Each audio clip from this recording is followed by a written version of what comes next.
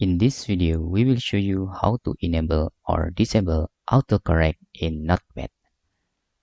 Notepad have new features called autocorrect and spell check for the latest version. How the features look like? For example, I open my Notepad here.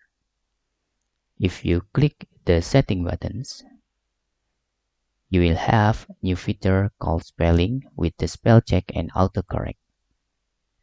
How this feature works? Okay, let me give you an example. I will make this font is bigger. Okay, I will give the font is 18. Okay, you can see there.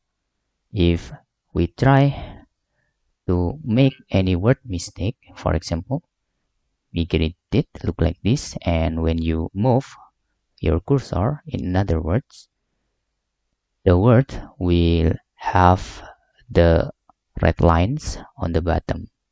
Okay, if you click the text, this is the spell check.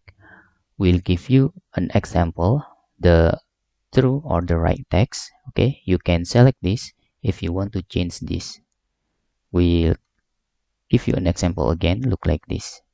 Okay, you can click to recorrect your text. And how the autocorrect works. Okay, autocorrect works when you typing. For example, when I am growing, and for example, you have to G, and when you enter, okay, this G is deleted for the last. Okay, we have, for example, okay, you can see if I type space, okay, the V is deleted automatically. But you can see there, for the text with the spell check, you can see the option autocorrect works if you type the available words, but maybe you offer using the letter, and autocorrect will works.